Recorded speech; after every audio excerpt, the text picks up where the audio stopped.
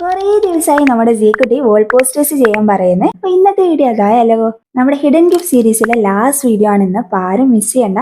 പിന്നെ കഴിഞ്ഞ 3 വീഡിയോകളിലെ പോലെയല്ല ഇത്തവണ ഞാൻ ക്വസ്റ്റ്യൻ ഒന്നും ചോദിക്കുന്നില്ല. ചെറിയൊരു ചേഞ്ച് ഉണ്ട്. എന്താണെന്ന് വെച്ചാൽ ഞാൻ ഈ വീഡിയോയിൽ ഏതെങ്കിലും 4 സ്ഥലങ്ങളായിട്ട് കുറച്ച് കോഡ് പറയും. അത് നിങ്ങളൊന്ന് ഓർഡറിലാക്കിയിട്ട് ഡിസ്ക്രിപ്ഷനിൽ കൊടുത്തിരിക്കുന്ന ലിങ്ക് വഴി എനിക്ക് അയച്ചു തരാം. അതാണ് വേണ്ടത്. ഇപ്പോൾ എക്സാമ്പിൾ ആയിട്ട് പറയുകയാണെങ്കിൽ ഞാൻ ഒരു സ്ഥലത്ത് കോഡ് A2 എന്ന് പറഞ്ഞു, വേറൊരു സ്ഥലത്ത് കോഡ് 53 എന്ന് പറഞ്ഞു, ഒരു സ്ഥലത്ത് MS പറഞ്ഞു, ഒരു സ്ഥലത്ത് 22 പറയുകയാണെങ്കിൽ നിങ്ങൾ എന്ത് ചെയ്യുക, അതൊന്ന് ഓർഡറിലാക്കിയിട്ട് ആദ്യം പറഞ്ഞത് A2, രണ്ടാമത് പറഞ്ഞത് 53, അങ്ങനെയാണ്. അപ്പോൾ A2 53 MS 22 അങ്ങനെയായിട്ട് എനിക്ക് അയച്ചു തരാം. അപ്പോൾ ഇതല്ല കേട്ടോ കോഡ്. ഞാൻ എന്താണോ വീഡിയോയിൽ ഇനി പറയുന്നത്, കോഡ് എന്താണോ പറയുന്നത് അത് നിങ്ങളൊന്ന് നോട്ട് ചെയ്തതിന് ശേഷം ഓർഡറിലാക്കിയിട്ട് എനിക്ക് അയച്ചു തന്നാൽ മതി. അപ്പോൾ വീഡിയോ കംപ്ലീറ്റ് ആയിട്ട് കാണുന്ന ഒരാൾക്ക് കോഡ് കിട്ടും. അപ്പോൾ അതിലൊരാളായിരിക്കും വിന്നർ.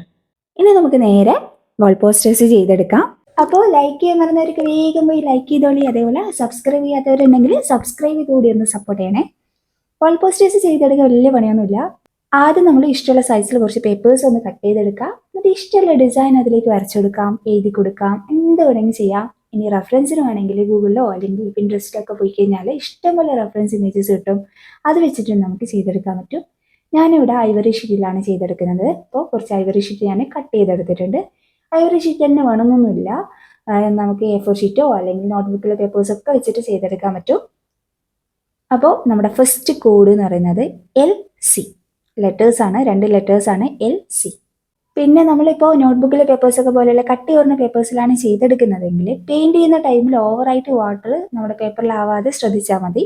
വേറെ കുഴപ്പമൊന്നുമില്ല.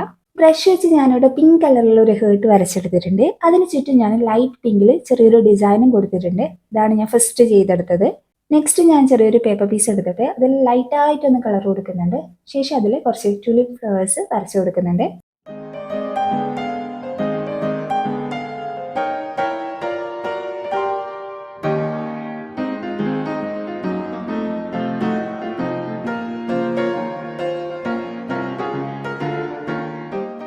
ബ്രഷ് പെൻ വെച്ചിട്ട് അതിൻ്റെ സ്റ്റെമ്മും ലീഫൊക്കെ ഒന്ന് സെറ്റ് ചെയ്ത് കൊടുക്കുന്നുണ്ട്. അങ്ങനെ ഞാൻ കുറച്ചധികം ഡിസൈൻസ് സെറ്റ് ചെയ്ത് വെച്ചിട്ടുണ്ട്. ഇനി ഞാൻ A4 ഷീറ്റിലാണ് ചെയ്തെടുക്കുന്നത്. അപ്പോൾ A4 ഷീറ്റ് ഞാൻ 4ആയിട്ടൊന്ന് കട്ട് ചെയ്തെടുക്കുന്നുണ്ട്. ബ്ലൂ കളർ വെച്ചിട്ട് അതിലൊന്ന് പെയിൻറ് ചെയ്തെടുക്കുന്നുണ്ട്. നേരിട്ട് കാണാൻ ഇതല്ല കേട്ടോ ബ്ലൂ, കുറച്ചുകൂടി നല്ല ഭംഗിയുണ്ട്. നമ്മുടെ സെക്കൻഡ് കോഡ് വരുന്നത് 39. വേറെയും കളേഴ്സ് ഞാൻ ചെയ്തെടുത്തിട്ടുണ്ട്. ഇതിൽ നമുക്ക് വേണമെങ്കിൽ നമ്മുടെ കോഡ്സ് എഴുതി കൊടുക്കാം, അതല്ലെങ്കിൽ വേറെ എന്തെങ്കിലും പിക്ചേഴ്സ് വരച്ചു കൊടുക്കാം. അതുമല്ലെങ്കിൽ നമുക്ക് ലീഫ് പ്രിന്റ് ഒക്കെ ചെയ്ത് കൊടുത്തു കഴിഞ്ഞാൽ നല്ല അടിപൊളിയായിരിക്കും കാണാൻ. ഒക്കെ നിങ്ങളുടെ ഐഡിയക്ക് അനുസരിച്ച് ചെയ്തെടുക്കാം കേട്ടോ.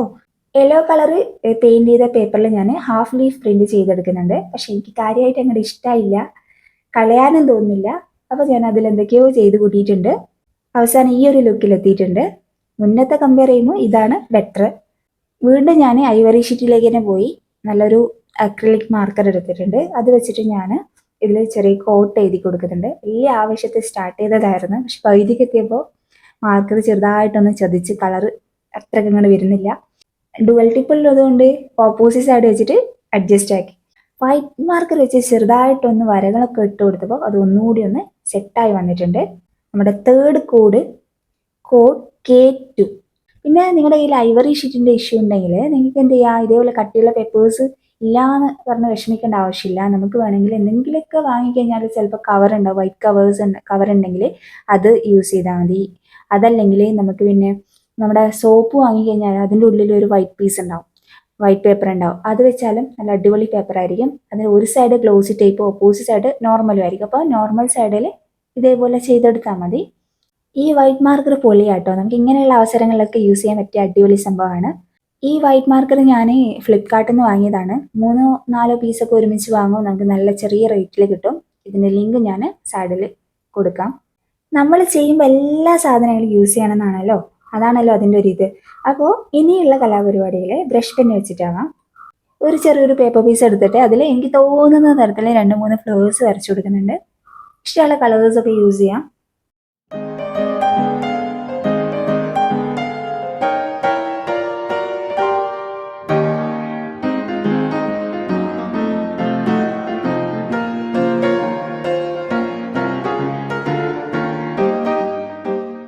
അടുത്തത് വീണ്ടും കോഡ്സ് ആണ്. പക്ഷെ അതിൽ ഞാൻ ബട്ടർഫ്ലൈ കളർ കൊടുത്തു.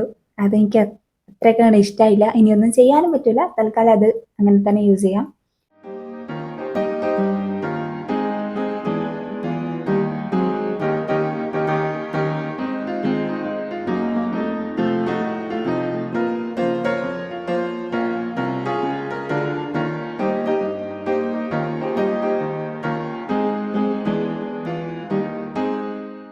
നെക്സ്റ്റ് ഞാൻ മാർക്കർ വെച്ചിട്ട് തന്നെ ഇതേപോലെ ചുമ്മാ കുറേ പൈപ്പ് പോലെ വരച്ചെടുക്കുന്നുണ്ട്.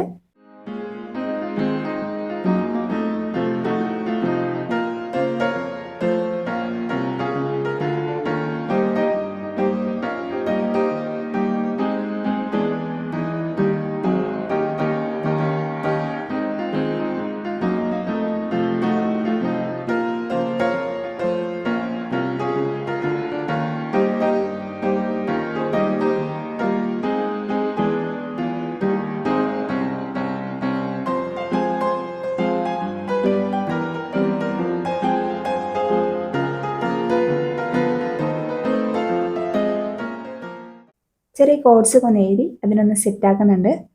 ഇതിൽ ഞാൻ കുറച്ച് വൈറ്റ് ഡോട്ടും ഇട്ട് കൊടുത്തപ്പോൾ ഒന്നും കൂടി സൂപ്പർ ആയിട്ടുണ്ട്. എനിക്ക് ഭയങ്കരമായിട്ട് ഇഷ്ടമായി കാണാൻ. ഇത് മാത്രമൊന്നുമല്ല കേട്ടോ, ഞാൻ ഒരുപാട് ചെയ്തിട്ടുണ്ട്. അപ്പോൾ നമുക്ക് അതൊക്കെ ഒന്ന് കാണാം.